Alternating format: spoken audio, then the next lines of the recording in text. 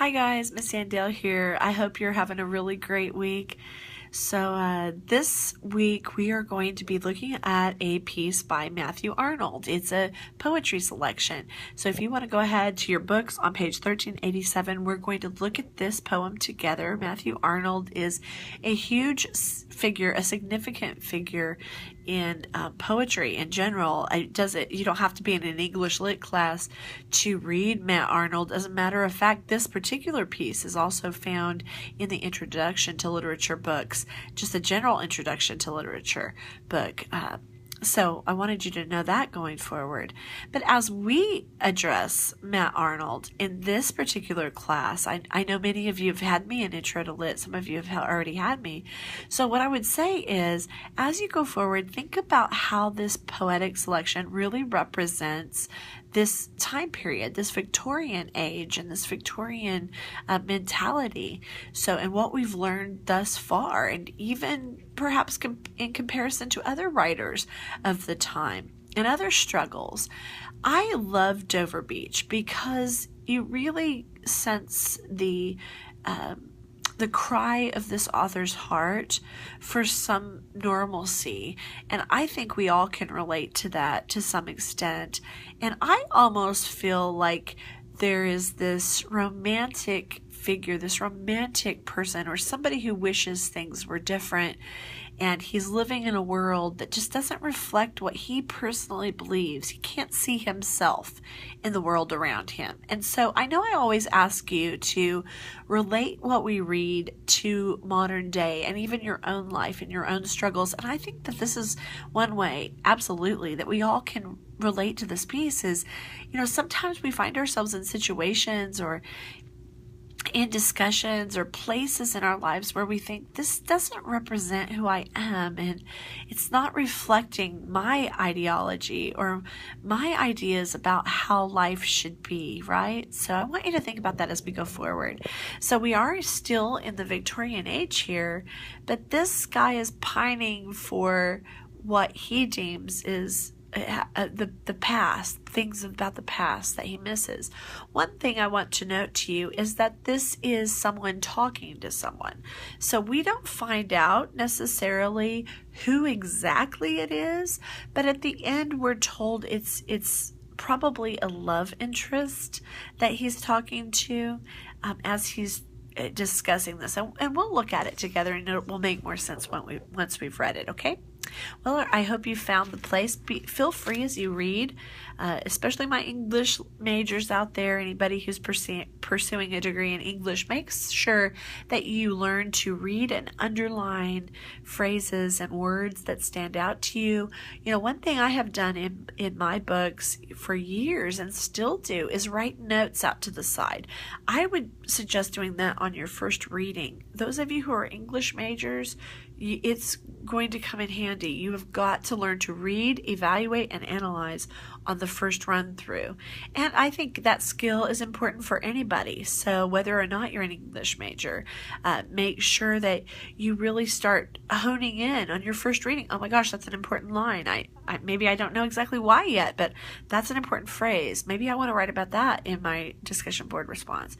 So you guys, this is critical analysis, a lot of it, critical thinking as we're reading someone else's words and thoughts and feelings and emotions. I hope you're loving this. I so get into this.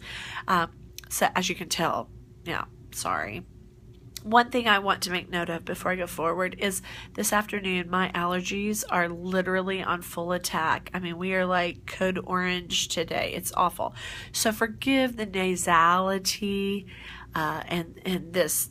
I know it sounds awful, so I apologize beforehand. Anyway, let's go to the poem, shall we? All right. So here's Matt Arnold's Dover Beach. The sea is calm tonight. The tide is full. The moon lies fair upon the straits. On the French coast, he's looking across. He can see or imagine seeing France. He's in England, okay?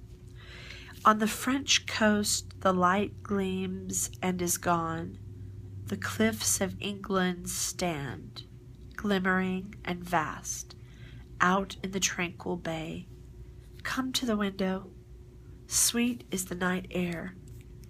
Only from the long line of spray where the sea meets the moon-blanched land, listen, you hear the grating roar of pebbles which the waves draw back and fling at their return up the high strand, begin and cease, and then again begin, with tremulous cadence, slow, and bring the eternal note of sadness in.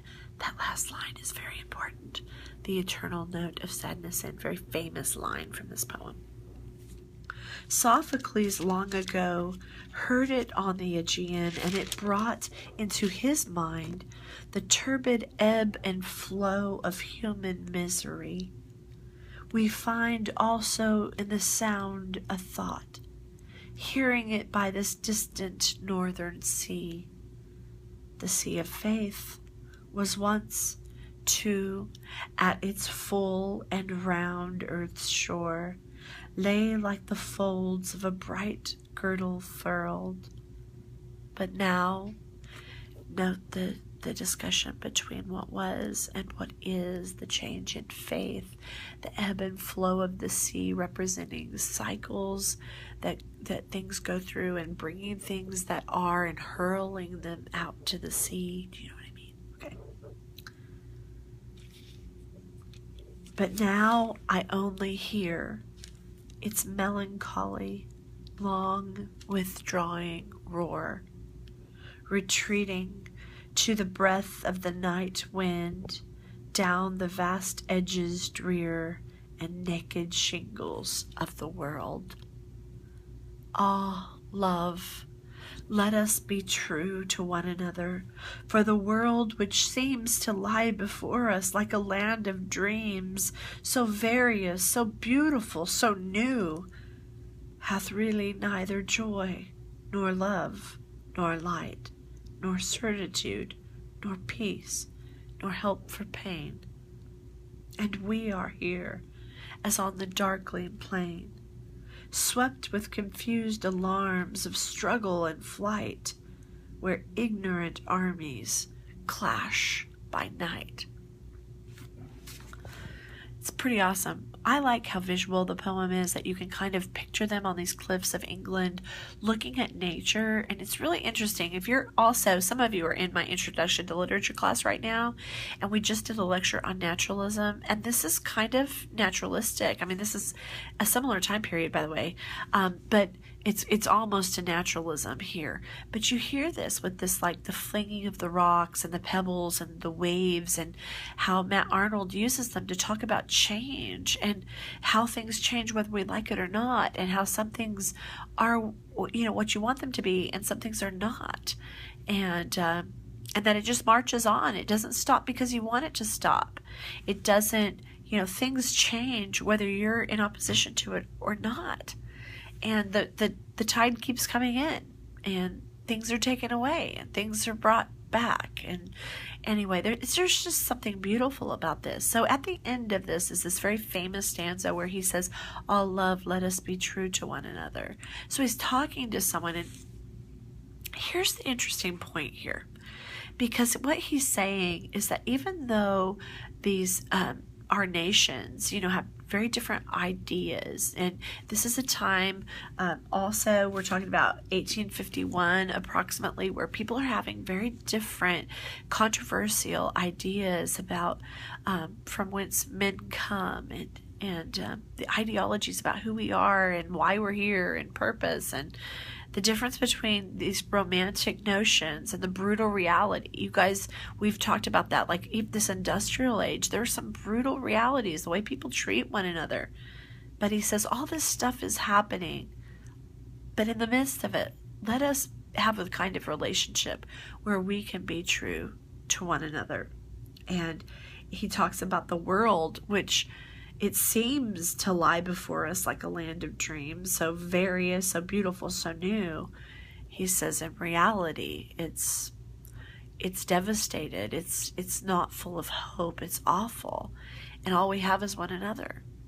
And you know, it reminds me later on when we talk about existentialism and one of the positive things about existentialism, which to me is kind of a darker thing, but one of the things about existentialism will be that the plus of that is that while nothing makes sense, we have each other and our relationships, and that's where the hope is, and that's where the love and beauty is in the friendships we have and in the relationships we have.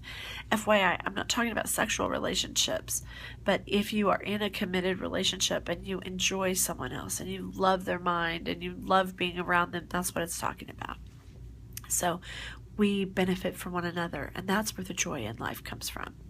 I kind of like that idea. I don't know about you guys. I want to hear about it, though. So I want you to get on the discussion board and talk about this.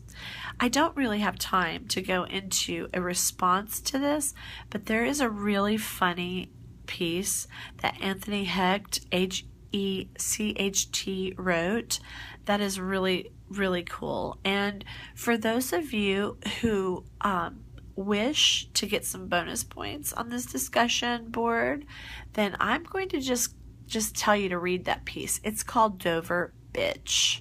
Yes, I said it, but that's the title of it. And it is a piece that was written in response to Matt Arnold's Dover Beach, obviously. And in it, he talks about who these people are, and it's kind of funny. So if you want to go ahead and go out there and research that, just Google Anthony Hecht, Hecht, and his title is Dover Bitch. And if you want to read that and then apply it to Matt Arnold and add a little something at the end of your discussion board about it, this girl may give you some massive bonus points, so have fun with that. You don't have to do it, however. You can just work on the Matt Arnold piece. Anyway, have a great week, people, and I'm looking forward to this 4-day weekend, and I know everybody else is, so have a good one. If you can't post this until next week when we get back, don't worry about it, okay? So talk to you later. Talk to you next week. Bye-bye.